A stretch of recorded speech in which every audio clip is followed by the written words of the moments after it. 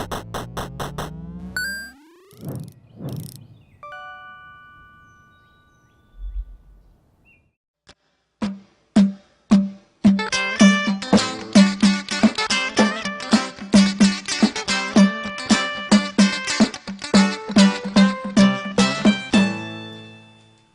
everybody, and welcome back to another episode of the Midnight Masterminds. This week I'm joined by James. Hello. And making his screenplay debut is my little brother, Dylan. Say hi. Hola. Yeah, no, it's great to have you. It's awesome that you finally get to do something with us. Yeah, it's been way overdue, I'd say. We're only doing 2 reviews this week, just because we didn't really get to see much. There's a lot of news to cover, and the 2 movies that we did see, we have a lot to say about. So it'll be a good episode regardless. But before we get into the reviews, let's cover some headlines, James. We had a lot of trailers dropped this past week. I think most notably the Spider-Man trailer. Is that really the one that you're most excited about? Let's be honest. No, I'm most excited for John Wick. Did you see the John Wick I feel trailer? like a criminal. I have not watched the John Wick 3 It's okay. trailer. What? No. It's okay. No, it's like you're gonna see it, so it's fine. Yeah, exactly. I'm gonna day one. So but that trailer had me really, really hyped. I enjoyed every second of watching that.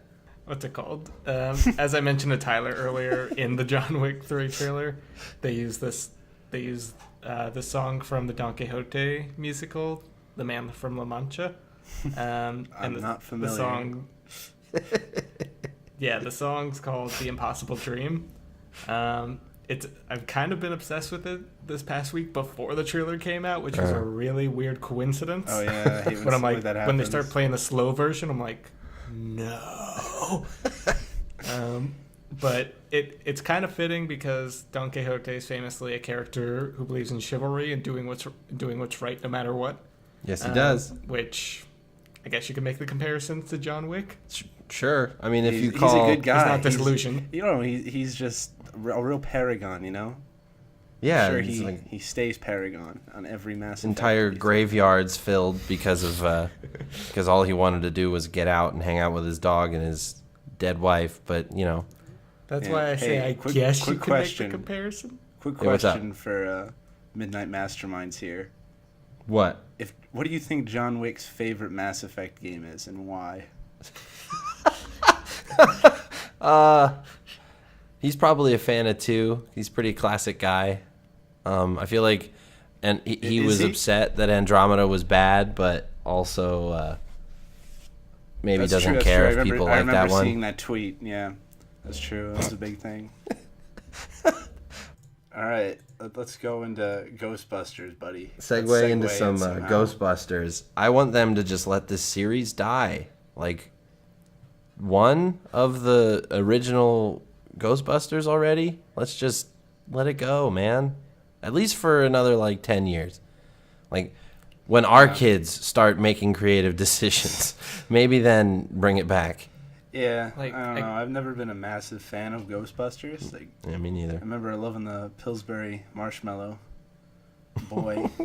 But Stay Puft Marshmallow Man. There you go. That one. But yeah, I'm just watching this trailer silently right now. I see lots of ominous green lighting. It seems like a very green film. Yeah, that's kind of a honestly, motif. Tyler, I gotta say, they're selling me with this trailer. I really are they really? As a color. Oh, okay. Brian said the same thing. He said they were reeling them back in. I don't know, man. It's probably going to be good, but, it's just, I just want them to let it go. A part of me kind of feels like this is just Sony making the same mistake when they did The Amazing Spider-Man. Oh no, we're going to lose the rights. I guess we got to make another one. Yeah. Even though nobody is asking for one. Yeah, exactly. But, what's it called? The best thing that worked with the 2016 version was the cast. They had very good chemistry together.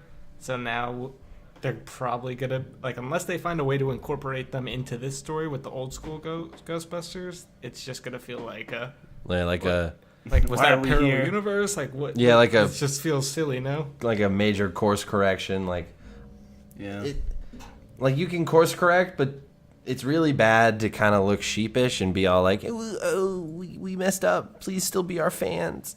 And that's kind of how this feels a little bit, especially like Bill Murray doesn't give a shit about Ghostbusters anymore. He stopped giving a shit after Harold Ramis passed away, who, is notoriously one of the Busters. Yeah. Hey Brian, can you take these boys? How much of the original cast is returning for this one? I think it'll be I don't think we can. It's all rumors now. Yeah, I don't think we can expect. What's his name? Dark Helmet. No. Rick Moranis. Rick Moranis. Yeah, Rick Moranis. He's retired. Yeah. Did you guys watch the trailer? I did, and I my thoughts are I want it to just die, like Harold Ramis. Whoa. Not that I wanted him to die. I just want it to rest with him. Yeah, be careful how you say that, buddy. That man was a goddamn treasure. Apologies. That's not what I He also meant. wrote the Ghostbusters. That's another thing. It's like the only one who I think gives even half of a shit is Aykroyd, but he's so spaced out anymore, selling his Crystal Head vodka. I guarantee you, Dan Aykroyd is going to show up, and there's going to be so many Crystal vodka bottles just lining the shelves in every headquarters shot. It's going to be fantastic. Where do you think Sony gets most of their funding nowadays? Yeah, fair enough. Did you know that in Indiana Jones 2, when Dan Aykroyd welcomes our protagonist onto the plane, you can actually see a Crystal Skull vodka bottle on his belt. It's beautiful. If you zoom in, you have to really zoom in. didn't know it's that. only a few pixels added in.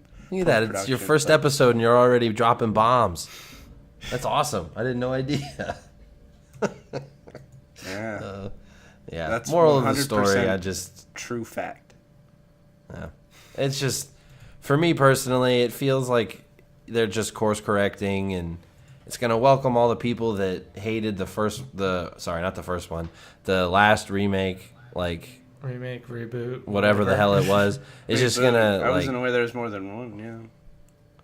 Like, I don't know. It's just seems, like, James, you said it in a good way. It's like, they're only doing it because they're worried they're going to lose the rights. So, Yeah. And also, like, this is what I was wondering about. Like, they made a joke on Honest Trailers about this with Halloween, but, like, do they call it Ghostbusters again? Like, that's 3 films named Ghostbusters, like, with the same exact title. You can't just keep putting in parentheses the year it was made. That's confusing as hell. No, but that's actually perfect. That's the future Which of Ghostbusters? Movie titling. Oh my god. No more sequels, only reboots, or soft reboots, I should say. No. Well, speaking of sequels and possible soft reboots, we also had a Spider-Man Far From Home trailer. I'm pretty excited for it. It looks good.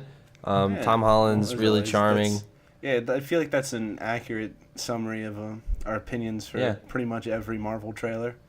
It's like you're always going to enjoy it because at this point you have just as much nostalgia as they are good movies. So it's really hard for them to mess up at this point. But no, I like the way it seems like they're introing Jake Gyllenhaal's Mysterio. Like, it seems like he's going to be playing like a Syndrome from Incredibles type of villain, as opposed to just a lunatic who's trying to get famous. That'd be great. Maybe, yeah. The Incredibles are in universe. Yeah, you're right though. The Incredibles. Definitely. I don't know. Just as Mysterio's like. Yeah. Go ahead. As Mysterio's just telling him his plan, Spider-Man's about to attack Syndrome out of nowhere. You sly dog! You almost caught him monologuing. Oh my god. We got Sandman and Hydro Man, but turns out that Mysterio made them. Yeah. What if at the end he shows up to be Peter's babysitter?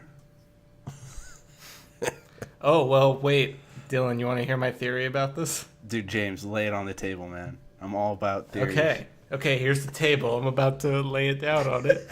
It's a nice table. It's a nice table. It's a mahogany, dark leather embroidery. Mahogany. So, yeah. Very nice, Tyler. I've told Brian and Tyler and a few other people this theory, but I truly think that Do you think or you hope? both. 'Cause I I think this think- would be the coolest twist ever. Because I hope Rey is a Kenobi, but I don't think she is. They're not smart enough to do that. Okay, so my theory is, I think everyone's noticed it's kind of weird that we haven't even seen a picture of Uncle Ben in the new Spider-Man films. Like he's been referenced every now and again, and in this trailer, he's been kind of hinted a little bit more with his briefcase that's obviously his, and the fact that Aunt May is now dating someone else. So I'm true. wondering, what if Mysterio doesn't actually look like Jake Gyllenhaal? What if he just knows who Spider-Man is, and he's just making himself look like Uncle Ben, who was, Jake Gyllenhaal's face, and he's just doing that just to fuck with Spider-Man mentally, which is what he did in the comics a lot. Like, that was his biggest weapon, is messing with Spider-Man's mind, and making him think things that obviously weren't true. Because then Jake Gyllenhaal has come out and said that part of why he hasn't been more enthusiastic about getting involved in comic book franchises is because he doesn't want to get shoehorned into, or pigeonholed rather, into a 42-year contract and commitment to a famous character. So like that'd be a great way to get the star power of Jake Gyllenhaal in a comic book movie. But then at the end, they beat him and the mirage or illusion fades away, and you see the real Danny Mysterio DeVito. actor. Oh, but also in the trailer when he does that whole, like, you don't want any part of this, and like he just shoots his magical hand, his magic dust. Well, like They're look at the doing that a background lot lately. Look at the background. It's obviously not the same background as the shot that Peter's in. Like, it's in a completely different spot. So like, they're still it could be like a not in, like, a scene dreamscape or together. something, or like his own little realm he creates. I don't know. And like, if Mysterio has connections to Vulture and Scorpion from Homecoming, then that's also a possibility on how he knows who Peter Parker is, because Vulture obviously knows that information, and Scorpion was trying to get it out of him. I forgot. Everyone. This is really like the enjoyed ultimate this. universe. Everyone knows Peter Parker's identity in the MCU, and everyone just seems to be cool with it. Yeah. It's like they're gonna do a Sinister Six movie. I don't know how they're gonna get around that Vulture. Like the way they characterize Keaton's Vulture is that Easy. he respects and liked Peter and doesn't want to cause him any pain because Yeah, Liz Allen he's will just a good take kid over the and mantle. all that. She doesn't know. Yeah. That's true. There'll be a tragic backstory and everything. Her father died in jail. He got shanked. There you go. Real, So she's real page turner. Yeah, it'd be like New Goblin in Spider-Man 3, the best thing they did in that movie. Oh my god, that's probably my favorite Just for comic that book one. movie. Just from emo Parker dance, that's the best Yep. thing. That was probably my That favorite. it callback did give into us the one of the Spider-Verse. best callbacks in Spider-Verse, yeah. Oh my god, yeah. That probably got so many. We're just people not in going to that talk theater. about that. All right, what's this next one, James? So yeah, going into more Academy Awards territory, the nominations are coming out this week. So if anyone knows me, then they know how excited I am. But Dylan also, James gets about as excited for like Oscar buzz and Oscar stories as we do for like not gross corporate game news. Just to give you an idea. Yeah. He's like a really excited baby right now. but yeah, statistically speaking, Green Book just won the Producers Guild Award. Okay. That doesn't mean it's Green a lock like for the Best Ghostbusters Picture. trailer. I like it. Yeah. Oh yeah, See, it all Ghostbusters loops won the together. PGA for Best Trailer. Also, Yeah, Did it 15 really? minutes No. in, we're already making callbacks. I like it. Oh, good stuff. But no, yeah, that's awesome news. It's cool to see Vigo in something getting acknowledged again. I love that man, so it's cool to see him do well. And now this doesn't mean that Green Book's gonna win, because especially the last decade, this record's been kind of spotty. For the previously, before like the 2010s, if you won the PGA, then it's like, okay, you're winning Best Picture. Might as well just give it to you now. so name, just Can you name 3 times in the last decade where the PGA winner didn't win Best Picture? I can name 2.5. Okay. Because Big Short won, and it lost to Spotlight. Okay. La La Land won, lost to Moonlight. Okay. And then in 2014, Gravity and 12 Years a Slave both tied and won. But 12 years, that's why I said 2.5. I was wondering where you were going to go with that. Yeah, and 12 Years obviously went to go win. Hey, Dylan, real quick, just for fun. What's up, buddy? Pick a year and pick an Oscar category and ask James who won it. Okay, well, hold on now. It's the big ones that I know. 1989 Best Supporting Actress. 1989. Hold on, wait. Wait 1 second. Hold on. It's okay. Take your time. Anyway, while James is over convulsing, from the accessing the Fisher inner annals of his King. Wait, mind. no, he got it. Woo, he got it. The Fisher King. What the fuck is her name? Oh, I gotta look it up now. It's driving me crazy. Oh, okay. Normally he just rats it off like 1948 Best Picture. Mercedes Okay, Ruled or Amanda Plummer? Those are the two I'm seeing here on the Fisher King. Oh, the Fisher King was 91. Yeah, I fucked up. You fucked up, James. All right. I tried to Brenda Fricker. Why didn't I know that? I tried to brag about you, but you let me should have down. said the bigger categories. How Oh very yeah, Best Tyler of Picture you. 1948.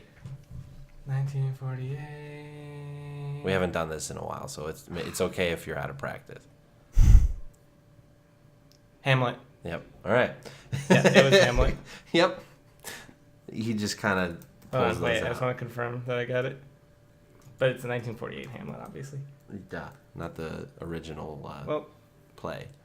And Yep. yeah, Laurence Olivier won Best Actor and Director. Nice. All right. Yep. Yay. Good job, James. Oh wait, he didn't win Best Director. I'm a fucking liar. Okay. Stop lying. All right. I'm Do you want to very talk about impressed with this James's anti-abortion abilities. movie that no one wants? Just like any good podcast about movies, we're gonna talk about abortion. Yeah. So, go Very ahead. Topical. So yeah, I thought this was an interesting story because it's one that I haven't really heard about until I actually looked into it. There's a faith-based film coming out called Unplanned. They've already shot it, and they're seeking music licensing. But a lot of artists are not for their music being produced in that kind of way. Understandable. Very understandable. Very understandable. And the movie's complaining how they're not getting any kind of music, which I get their complaints mostly from faith-based artists who want to put their music in the film, but they feel like it's going to destroy their careers. Yeah. But at the same time, these assholes are trying to use the songs that should not be used for this kind of film, like the phrase "How to Save a Life." Oh my god. No, yeah, like it's like you understand the context of the song. I'm sorry. Jesus. So like I get the frustration of like they feel like they're being stifled because of their beliefs. Like that is very frustrating because freedom of speech, all that. Yeah, but it's just as much freedom of speech to tell everyone- those people to yeah. get stuff. Oh no, exactly. If like, And but, everyone like, likes the artists. Oh, sorry. The artists who. Okay, We're good at this. With so Dylan's Skyping in, Discording in Bit of a from delay, the I East Coast, suppose. so there's a little bit of a delay. That's why that weird, talking over each other thing keeps happening. Yeah. Someone just No, needs to take the reins whenever that happens. Let's just. Yeah, How about for the rest of the podcast, whenever we finish a sentence, we say "over" like astronauts. Over. I Got feel it. like That's very Over. time efficient. Over. Copy over.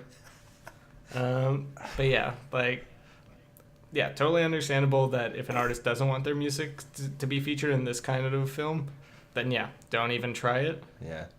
But if an artist wants to ruin their career and Throw that music in there, Oh. Throw their music in this Yeah, piece. I mean, definitely it- going to be a pile of trash movie. Not for any political reasons. It's just there's yeah, no way. obviously, yeah. I mean, I it's- don't dig faith-based films to begin with. Yeah, they're just when you use your movie to sell an agenda more than you do to make a movie, like you can have a movie that has a message, but it needs to be a movie first. These guys are just like, abortion's wrong, right? 5 seconds to let it sink in the audience because they're probably standing and applauding. Yeah. A popular stance, I imagine, from their end is it's easy to, especially in the film scene, to gang up on Christians. But that's not quite it at all. You really just look... especially with that song, the example we were given just frames it very well. It's just... It's not a film we really need or want. No, so no. It's just... Much less about their base, more so about the real world. So... Yeah, that's just, they'll end up making the movie anyway, but probably the movie's already made. Probably using some royalty-free crap. It'll do very well in our local theaters. Yeah, especially you're probably here. right. Maybe it'll probably screen at the Roxy. We don't talk about it enough, but faith-based films. I know we're gonna get into a surprise hit at the box office this weekend, but faith-based films. They do amazing at the box office. They're made for like $3 to $6 million. Oh, that's true. And then they can make up to $50 million. Yeah, they just they're the most next to horror films. They are the most profitable and bankable films if done correctly. True. Well, talking about surprisingly lucrative films, we're going to transition into our. That's the best segue into this.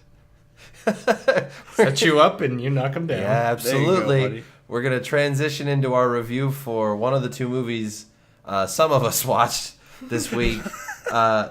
Dragon Ball Super Broly. Wyatt would have never let me review this show, but if he had a problem with it, he should have stayed in Los Angeles. Oh, he's going to kick down that door right now just to rip your microphone out. Nah, it's fine. We would have talked about it because of how well it's doing in the box office. What's it sitting at? Sitting pretty at almost $87 million since it launched internationally. It's breaking all kinds of goddamn records. It's an amazing freaking hype as hell movie. Oh, you had a funny stat about how it's doing better than yeah. So in Mexico, it's the highest grossing animated movie. Yes, absolutely. It's doing highest grossing animated movie this year over Wreck-It Ralph 2. I love it. I love it so much. It makes me so too. happy every time I see these readouts. It's great. It's just.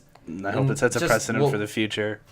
Yeah, we'll get into Glass and how it's doing later, and we don't have a budget for Dragon Ball Super, but I cannot imagine it was that expensive. Well, I don't have any numbers, so I'm not going to sit here and speculate. But I know, but you have more insight into this, the more back end stuff about animation than I do. So, like, if do you know how much the average episode costs of Dragon Ball? Well, an average episode, not a lot, but this is an hour and 48-minute long movie, and it's very well. You also have to understand a lot of this. You can't really compare it for how much it takes to make an episode of an anime to a feature film, because a lot of these scenes are going to be outsourced to specific little teams, and just the visual style too was so different from the way Dragon Ball normally is. Oh, okay. And it's like Dragon Ball is one of the most like beloved and traditional shonen animes that there is. One of the most influential, certainly. But animation-wise, it's always been a little more like stationary and backdroppy, and the fight scenes are always a little bit jumpy and loop the same animation threads of the guys like punching each other really quick. This one, however, was one of the most fluid and beautiful to watch like shonen things I've ever seen personally. I don't know. I'd love to hear what you think, Dill. Oh yeah, I just think it was an absolutely great film. As far as especially for Dragon Ball movies, anyone who is familiar with the franchise will know there's not exactly a gold standard up to this point with these films. So it's just really, really refreshing to see this movie come out in the great state it did. Everything was on track for what makes Dragon Ball great. The humor was spot on. The only complaints I'd have about a film are sometimes the CG was a little, it overstayed its welcome a bit. Mm-hmm. So like what they've been doing since Battle of Gods, or they do it with Resurrection F? What's that? The blending 3D computer animation with anime I mean, in hand-drawn. Dragon Ball, the first example I'd say in the movie would be Battle of Gods, but that's been around. It's a common practice in the industry. But but for Yeah. Dragon Ball, it's they Yeah, do Dragon- a blend of 3D rendered CGI animation 3D with CG the animation with the traditional computer hand-drawn 2D stuff. animation. So yeah, the And biggest it's- thing with this movie, I mean, it's an anime movie, so there's going to be controversy among the fan base. And there has to be. The big thing for this movie was the change in art direction. But I love it actually. Yeah, absolutely. I thought it fit really well. It made it feel more serious. Like I don't know, like I feel like whenever I talk to like anime fans that are friends of mine, and I tell them that like Dragon Ball and Dragon Ball Z and Dragon Ball Super are like up there with my favorites. I always feel like they're like, oh, okay, so you're not like you don't like anime, you like Dragon Ball. It's very Western. You're right. It's very easy to get into. It's a very familiar story, a very familiar set of circumstances. So it's not very hard to jump into at all. It's just really appealing characters. It doesn't take itself too seriously at all. In fact, one of the key cornerstones of Dragon Ball is just the amount of comedy that's present. And I feel like they really stepped it up for Broly in this one.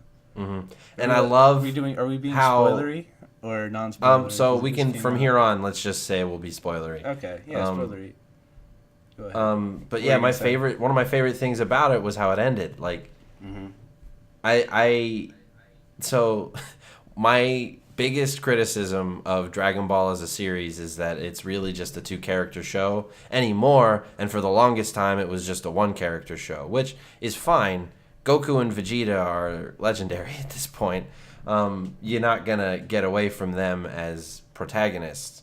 But one of my favorite things, like Dylan just got me to start watching My Hero Academia, and one of the things I like about that, and then other shows that are similar to it, like Naruto, is that sure there's a protag who has like the maximum like legendary power, but all of his supporting cast, they're competent in their own right, and you feel like they could potentially, if the protag were out of commission, they could figure something out to save the day. Like My Hero Academia is even more so, as it's like at least for now. Well, it's but it's one thing about Dragon Ball is like they're all competent martial artists, and the Tournament of Power, which was the last arc of the anime, did its best to give everybody a moment to shine and sort of legitimize them as fighters. But in the end, you knew it was going to come down to, at the very most, Goku, Vegeta, and maybe Frieza saving the day. But I like how that's what happened. Yeah, but I like how it's kind of it can kind of be bull crap a little bit the way they're doing it, but they're bringing everybody a little bit closer to each other as far as abilities and power. And I like that Broly wasn't killed and isn't just a mindless killing machine. I also like that he's not purely a good guy too. Like he's pretty much as raw as Saiyan as you can get.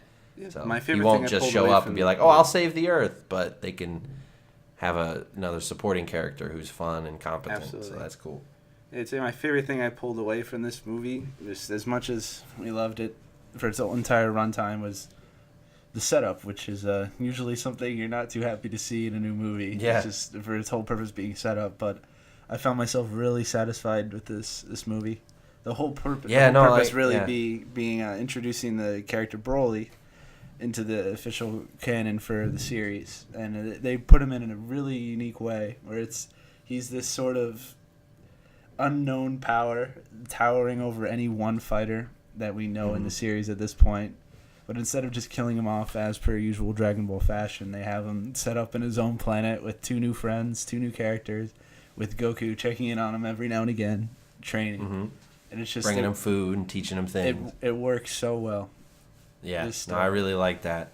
Yeah, I'm very excited to see what they do with Broly going forward. And it's just I was happy to see Toriyama at the reins again for the narrative, because he hasn't written anything for Dragon Ball like through and through for the script since I'd say the Boo Saga, which is around 20 years ago now, over 20 years.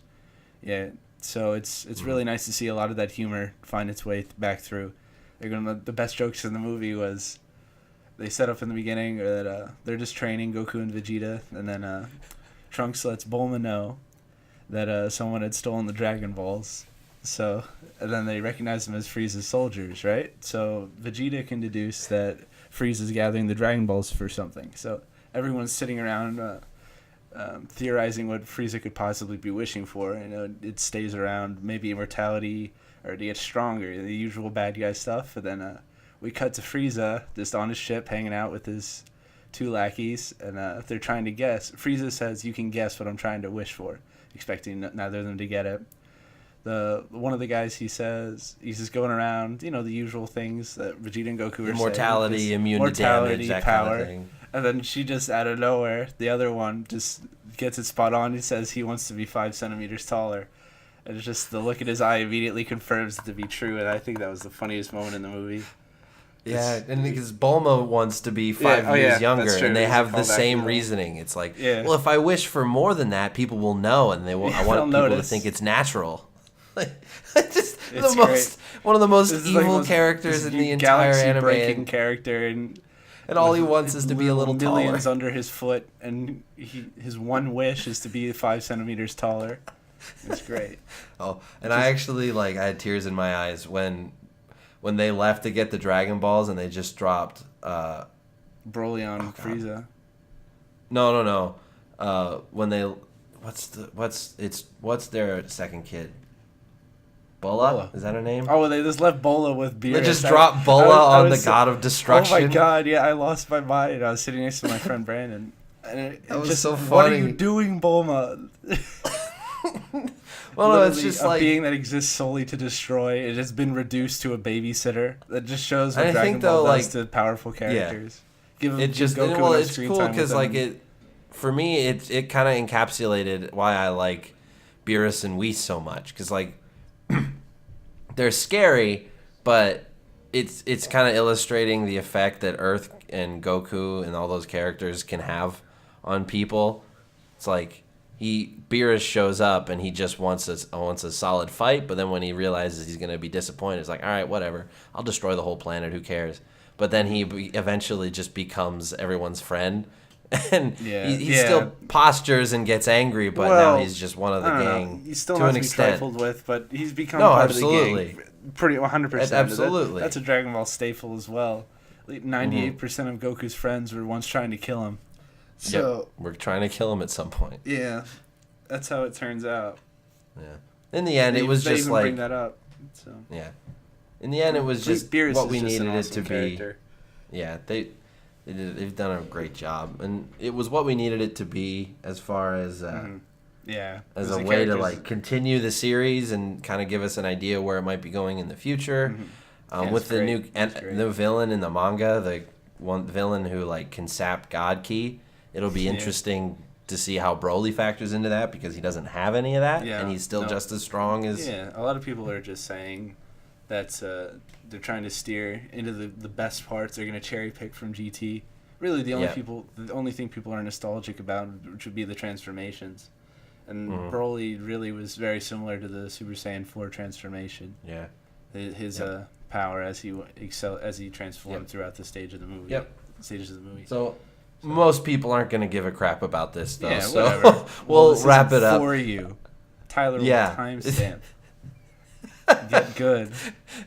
It was a good movie, and we had fun, and I really think even if you're not a fan of Dragon Ball, you wouldn't go amiss trying to go seeing it if you like check it out anime, or not even if you just like action, and you can respect some of the best choreography I've seen in an action movie, and it's animated. Yep.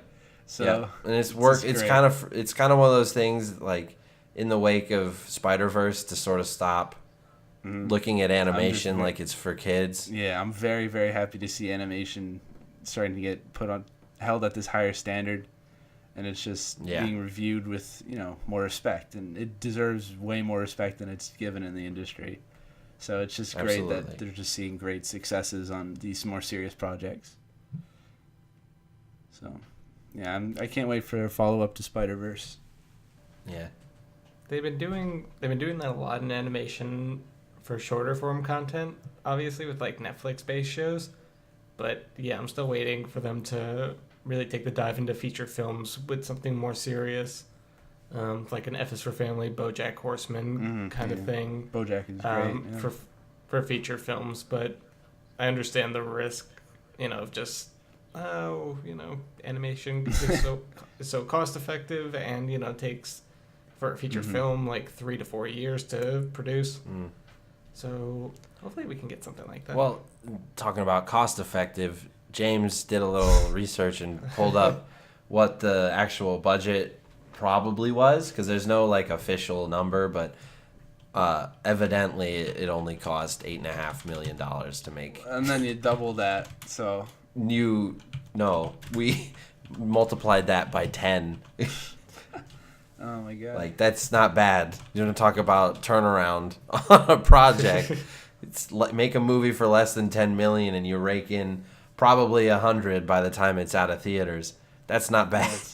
I don't think Dragon Ball is going anywhere. It's been 30 years, and we're still absolutely going, boys. Not. And I'm grateful for that. Oh, me too. Also, this version, it was My originally 3 grandchildren. hours. The script. Oh yeah. Did you hear that, Dill? Sorry. Toriyama's first draft was over 3 hours long because he want was really excited and just kind of lost track of time while he was writing it. So the animation director and the other guy, I can't remember their names, Nagamine, I think, is the director, and then the animation director is a different guy. And they were like, "Hey, Toriyama, let's rein it in a little bit. Let's reel it in a little." It's like, I get you're excited, man. It's great to see, but so like, many tone it down a scenes little of bit. Bardock going to the grocery store. I know you like Bardock, but like, let's keep the Buddy. Jor-El references to a minimum, okay? Oh, Yeah, that's then the his only. next version was Yeah. 2 hours, and that's they still cut out 20 minutes of what it was. Yeah. No, it was good. I think you should go see I it don't if know. you're even a tiny bit interested. Absolutely. I think it's a decent Some way cool to new get yourself origins. interested in the series. Honestly, you could jump on now and See where it goes from be here. the same 'Cause as they jumping kinda- on a sitcom or something. Because all these, I gotta say, a lot of last old thing- side characters have been reduced to that pretty much. Yeah, pretty much. Last thing I gotta say, I had goosebumps all over my goddamn body when it transitioned from For the little whole Goku in the pod. Well, yeah, but little Goku in the pod, landing on Earth, and then it did the little montage thing of all of Dragon Oh my Ball and God. Dragon Ball Z. Yeah. Cut into them sparring with the theme in the That background. looked absolutely gorgeous, by the way. That first fight, Goku and Vegeta. Yeah. Okay, we need to move on. Yeah. Sorry, that's about So 20 minutes. no, of it's all Dragon good. Ball. Well, okay. So the other movie that James and I got to good. see, I don't know if you got to see, Dylan, What's that? is Glass. I have not been to see Glass yet. No, I haven't That's seen okay. any films from this trilogy. What was it? Unbreakable. What was the one with James McAvoy? Was the Split. thriller? Okay, I haven't seen Split either. So Yeah, I'm Split, I think, is, well, I don't know. Quite We'll get into ignorant. it.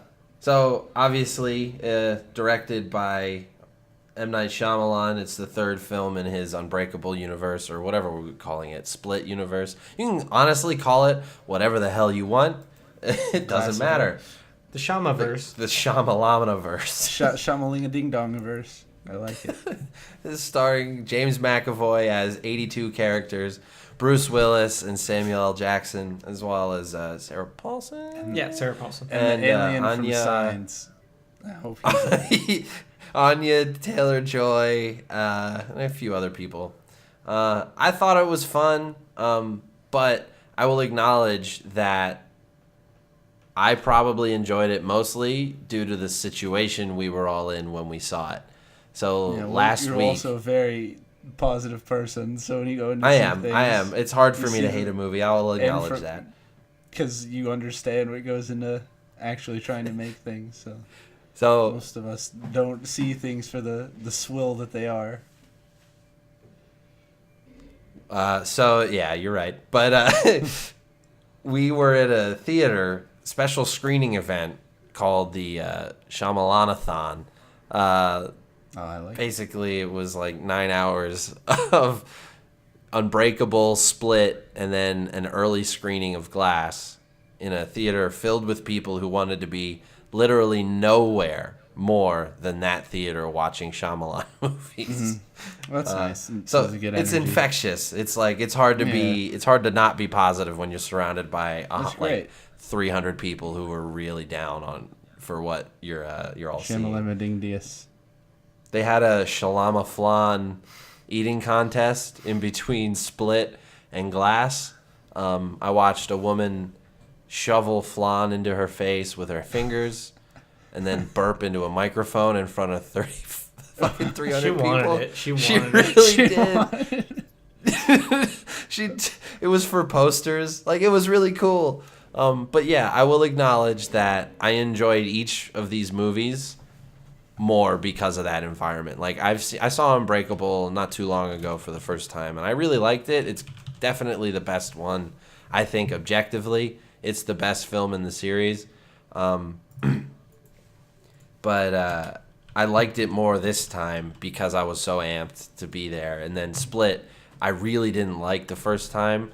You can't watch that and not acknowledge just how amazing an actor James McAvoy has to be to pull off what he fucking pulls off in just that movie. And he doesn't even go into as many characters as he does in Glass. Like, that aspect of these movies is just impressive as hell. It's the main thing that's caught my attention, is seeing James McAvoy and all the trailers and promotional materials. He's really impressive. Yeah, he really is. So, Glass made up to right now is up to $89 million, just a little over $89 million, which is awesome because it's not that much more than Dragon Ball, but we don't have to talk about We don't have to compare them. Not everything can be as good as Dragon Ball Super Broly. No, you're right. But so one cool thing is I learned just before we recorded is that M. Night Shyamalan, I guess, put the $20 million down that it cost to make this movie, like, on his own. Like, he got reimbursed by a studio, but he fronted it. Yeah, that's still pretty cool. Yeah, that just shows that, like, say what you will about the guy, he's passionate about what he does and he believes in it. Good for him. It was shot in Allentown, dude. The whole movie was pretty much shot in a hospital in Allentown. That's Allentown, PA is where we grew up. Yeah. So that's pretty I'm pretty there. dope. Currently. Dylan is there right now. Like, it's cool. M. Night Shyamalan, born in India, but then moved to Philadelphia when he was younger. So if you look at all his films, with maybe the exception of The Last Airbender, obviously, because of its mythos. Well, that's part. That movie that is movie, a lot of please. why he funds his own stuff now, because he's so terrified and traumatized by studio interference. Well, not even that. Then After Earth was a mess because part of it was Will Smith directing and writing, which he's gone on record saying how much he regrets that because that film is a mess. Yeah. That legitimately was very bad. But yeah, I think that's another cool aspect about M. Night Shyamalan. He brings everything to Philadelphia and like has brought a lot of jobs there, like in the film industry. Just because he likes shooting on location in the exact spots that he has in mind in his hometown. But yeah, What was that mermaid movie M. Night Shyamalan made years ago? I'm trying to think. Oh, Are you aware? Lady in the Water. I don't even know what this is. What? That's a great movie. If Lady you in ever the get Water chance. with Bryce Dallas Howard. It came out in 2006. Oh no. Don't watch it. I think you should watch I it. won't. It has the official like- screenplay endorsement. No pun Does it? intended, but I'm split on all of M. Night Shyamalan's films. Like, I think 50% of them are good. I think he's a great director. Yeah. Like, he really is. Like, he knows... He's a like, brilliant just the way failure. he... Like me. 50%. No, really. Like, he's a really good director, but his dialogue is just killing me most of the time. He needs a writing partner. Or maybe a better writing partner. He's like, writing partner, yeah. He's like Unbreakable is a great example of this because it's so well shot. I know, It's yeah. the way color he palette. moved the color palette, the way he moves the camera around to signify what's going on and time passing and motion relates to what the characters are feeling and all that. It's ridiculous, like how detailed that kind of stuff is. But then fucking people open their mouths and you're just like, ah. In fact, I was kind of missing what I loved about Unbreakable so much, and he even talked about it in the Q&A he was doing before the screening, was just how slow it was. Mm-hmm. Like, there was a lot of one-ers, but like very creative one-ers. Like even the opening shot that's just, Bruce Willis looking at the little girl, looking out the window. The little girl's being all playful, and then she sees how he's being a gross middle-aged man trying to cheat on his wife. Yep. And then she just looks at him like, ew, you suck. Yeah. Like, that was such a great opening and really well done. Long, too, but you're invested because I know, the motion of the whole scene is just... It draws you in and it interests you, and he kind of lost a little bit of that. Any other director would have done the more like his coverage, her coverage, like everyone's shot, coverage. reverse shot, that kind of thing. But I was missing that a lot in this. It did get way too convoluted, I will say. He tried to create a bigger universe. Bill, are you okay if we spoil this, or should we avoid it? It's okay. You sure? Yeah, I'm just there to see James McAvoy in his 20 credited roles. 23. No, 24. Sorry, 24. Well, am I miscounting? Yep. I'm looking at...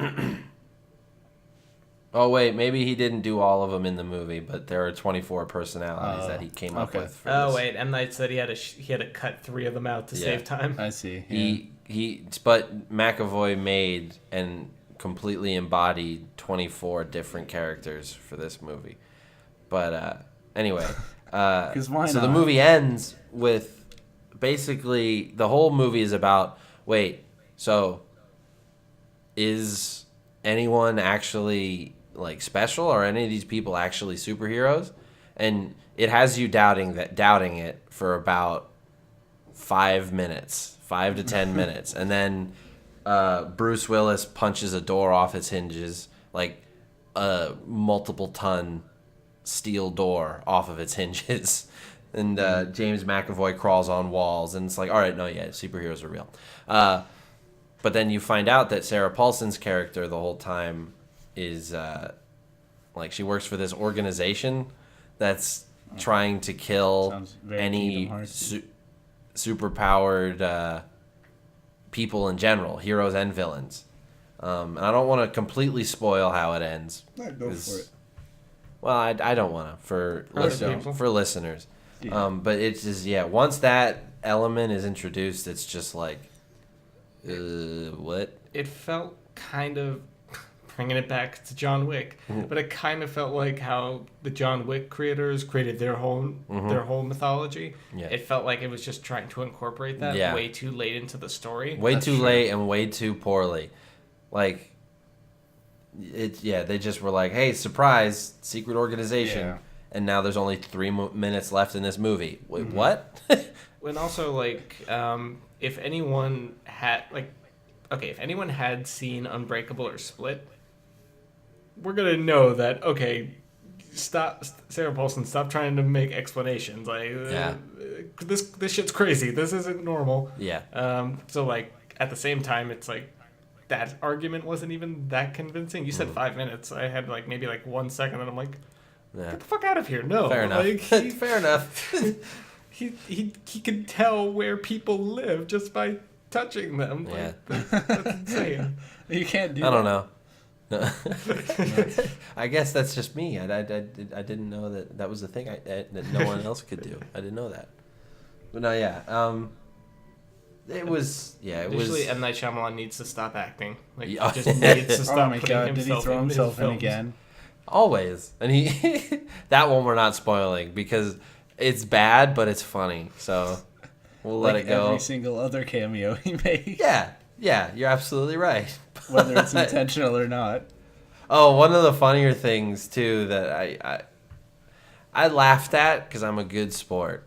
But in the beginning, the two overly enthusiastic MCs for this event came out in ponchos, dressed like the guy from Unbreakable, and they brought out a Batman effigy and a Captain America effigy, and we're like, "Screw you, Big Two! we don't need you to make good superhero movies. And I'm like, only one of these is really a superhero movie, and it's pretty good, but not because it's a superhero Please burn movie. one of them, but leave the other one alone. Yeah, like, let's leave Marvel alone, because they're, like, objectively doing a pretty good job of making good movies about superhero. Anyway, Hey, you want another 45-minute tangent, James? I think I could do a 40-minute, but okay, sure. Go for it, Ty. No, I don't want to do that to people. I rant too much. All right, yeah, we'll stay on topic. But no, yeah, it was good. All the acting is great. I gotta say that. Besides M. Night when he cameos, all the acting is great. I enjoy, like, Bruce Willis. To be fair, he doesn't really do much to play David. I mean, yeah, his character is always the quiet, like, reserved kind of character. It worked for Unbreakable a lot more than this. Definitely. Because, like, that's what I liked about Unbreakable so much, how it's, like, a superhero who's underperforming. Mm-hmm. I thought that was awesome. I thought that was a really funny thing. Yeah, like, he could be this just unstoppable, unbreakable source of good, but he just kind of doesn't, because of self-doubt and anxiety and all that. Yeah, I thought that was a cool idea. really good backstory for him. It's a good idea. But then Split, you have the clinic that is put on by James McAvoy. But yeah, it's just like, you get to this one and everyone's on top of things, but, like, they top bill Samuel L. Jackson, and he's comatose for, like, 60% of the movie.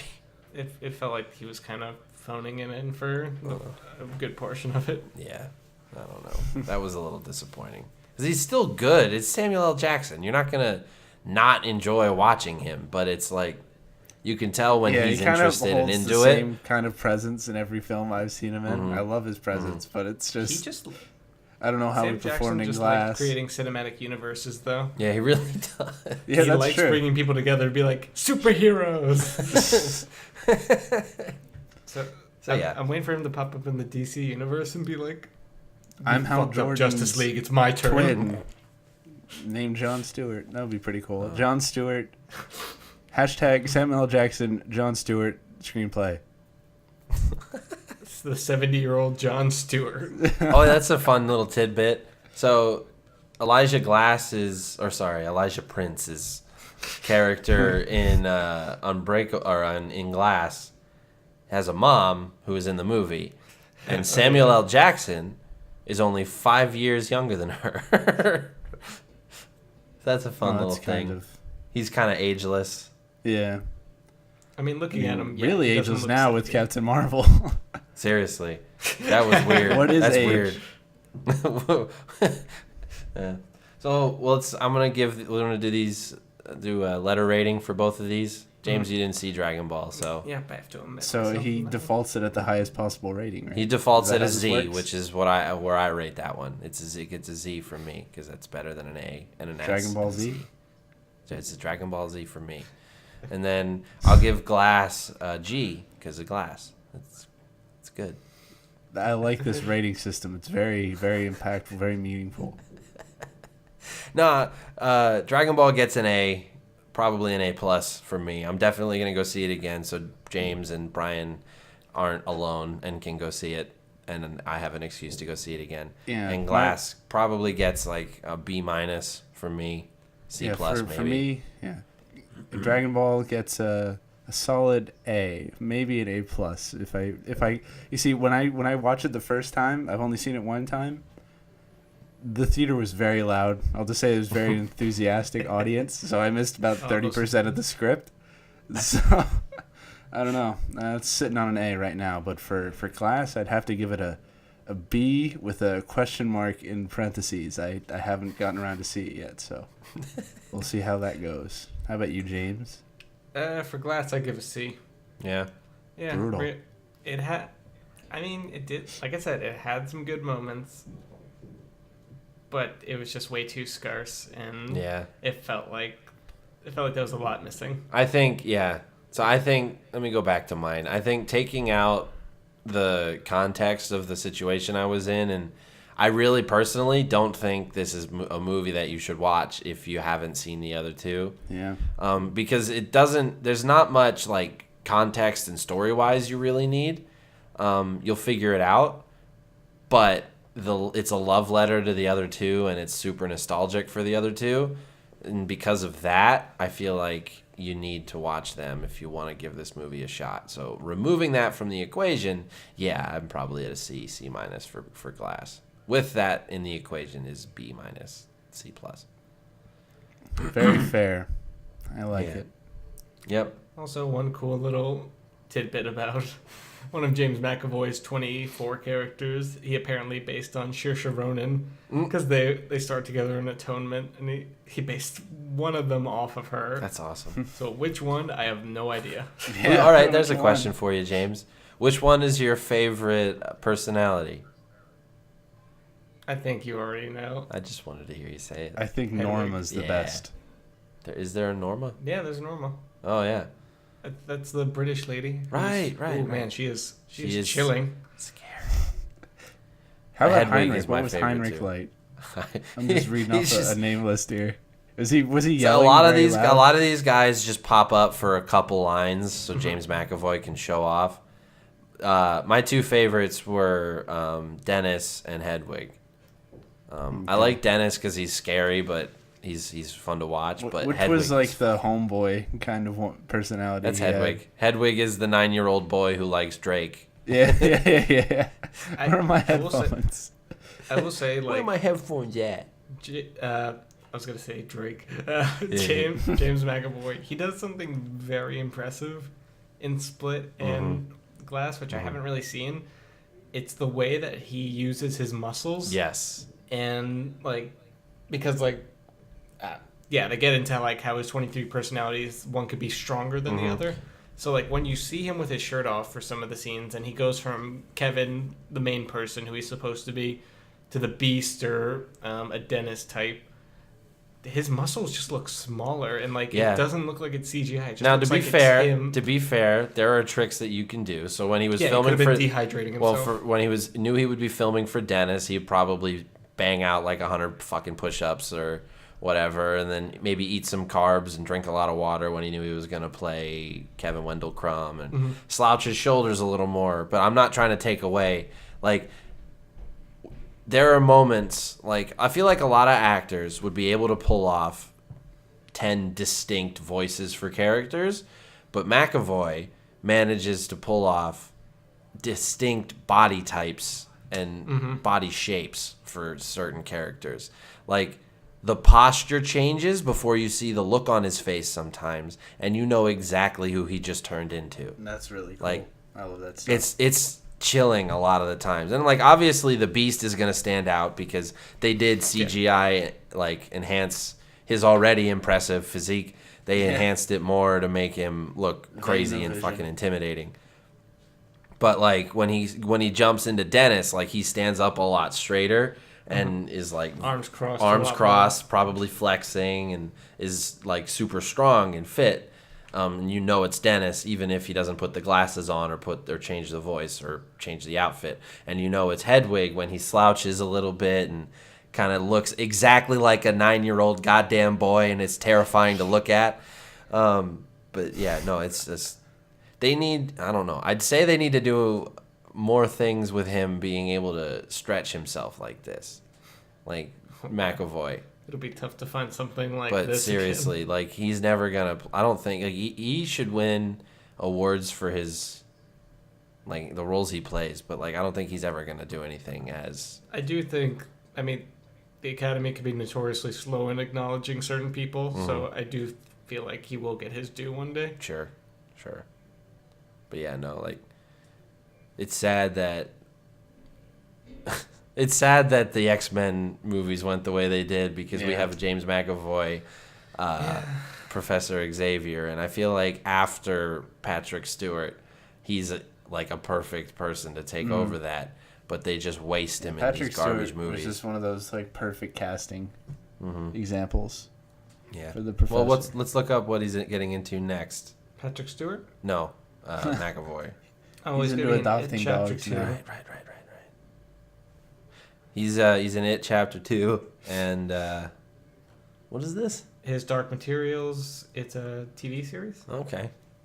Two children. Off topic. James here. scrolled away from the thing. Two children embark on a magical adventure through parallel universes. Ooh, Hedwig and Dennis. Dennis is in his late 20s, I think. Let's just also appreciate James McAvoy was Mr. fucking Tumnus in Oh, the yeah. Chronicles of Narnia. I Let's just completely appreciate forgot that. about that. That's amazing. 13 years ago, he was on Little Hooves. That was Rolling him. through Narnia. That was him. What? He played the centaur in Lion the Yeah. Witch and the Wardrobe. Oh my That's god! awesome. I remember really hating that movie, but now I want to go back and watch it. Yeah, not great. Okay. Just so I can watch it until James McAvoy shows up and go, huh, he is in this, and then I'll wonder why I'm watching it. Yeah, right? Oh my god! Off topic, boy. Tyler. I have a question for you. What's up? Are you aware of anything about the upcoming? Or is it HBO or is it Amazon doing a set of TV series in the Tolkien universe? Yes. Middle Earth. Yeah, they're Middle doing a Lord of the Rings universe, we'll call it, television show. Yeah. Very And it's frightening got- prospect, but A ton of money behind it, which could be great or terrible. Because probably terrible. But yeah, I just there's my I cynicism showing. don't think they're gonna be dumb enough. We've talked about this on the show before, but it'll be interesting to hear your thoughts still. But like, I don't think they'll be dumb enough to redo the Lord of the Rings movies. I just hope they're smart enough to go somewhere we've really never seen before. Yes, there's So, a lot there. There's so yeah. much there. I think like a far south or a Just- far east story would be amazing. Yeah, this Because the like you second can they reference put it the greater anywhere Tolkien stuff, we've already the greater been, they've Middle already Earth lore. failed. Yeah. Yeah, but you start trying to really like you try to do Rohan again, and it's not going to work. You try to do Gondor again, beyond, or sorry, you try to do Gondor Gondor could again, work. but Gondor is in like Osgiliath No. and Minas Tirith, like I don't know, like it'd be dangerous. Mm-hmm. So like they should do what Game of Thrones is doing, and set it really, really, really far in the past, and remove it as far as they can from the stuff that we know and we recognize, but connected enough so you get the nostalgia points. So I'm like tentatively excited for it. Because I think a show about Dolim Roth and the battle, like the wars with the Southrons and the Easterlings Oh and my god! the, Yeah. I want the more Black Easterling Numenorians stuff. and all that stuff, that'd be fantastic. Yes, But, let's send the men of the West to East. Yes, that'd be great. That would But, be great. They started, that's a headline. They started casting the Game of Thrones show, didn't they? That is correct. Yeah. Did anybody notable get cast? Well, from the 8 new people, no one, like no A-listers. Like they said, Naomi Watts is cast, but That's pretty that was cool. a while ago. Look, I'm pulling it up now. I'm going to see if there's any names that are maybe on mine or Dylan's radar. Oh, wait. No, never mind. This is. Never mind. Rick Moranis. Comes All I back to found film is the cast postings. So like male, 50 to 63 years old. This role is a series regular, playing age 50s. The role is meant I for a wanna know black where- actor. Where's Blah, the blah, you know, and that Hodor kind of spinoff thing. series? Stop throwing stuff, James. But yeah, that's the episode for this week, I think. Oh wait, hang on. You got me talking about Game of Thrones, and I thought of something I forgot to mention when we were talking about John Wick. Mm-hmm. Sir Bronn is in John Wick. The actor who plays Sir Bronn pops up in the John Wick 3 trailer. Oh yeah. So that means he's in John Wick 3, which is amazing news because he needs to cinematic do more universe. things. I- It's a cinematic. I fucking love. Well, they had Bronn. Theon. They do. They had Theon in the Oh, first that's one. That's a true. good point. Hey Tyler, also I have a quick question for Brandon. This is directed at Brandon. What color is Theon Greyjoy's hair, Tyler? Theon Greyjoy, he's like dirty blonde, isn't it? Like Exactly. He says he has dark brown hair, which I just Dark- don't see it. no. No. Yeah, that's incorrect. No. Ha, My you're sweet wrong child. on a No. platform where you can't defend yourself, you piece of shit.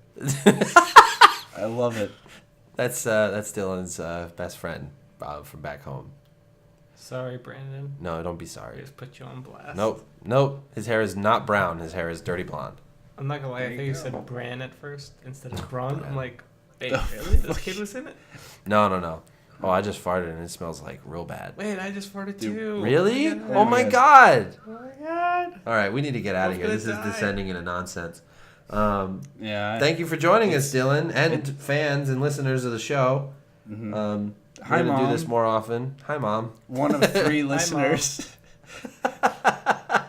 Hey, Love you ya. don't gotta say it. We know that's the truth, but you don't gotta say it. Hi, Debbie. No, I love you guys. Oh, Thanks for that's the having thing. me on. I had a Talking about great things, time not eating. Stories from Storage crossed 1,000 total listens not too long ago. So that's awesome. Yay. Yay. All right, let's get out of here. Thanks for listening. You can find us on YouTube at SVerticalP and all other social media at the same place.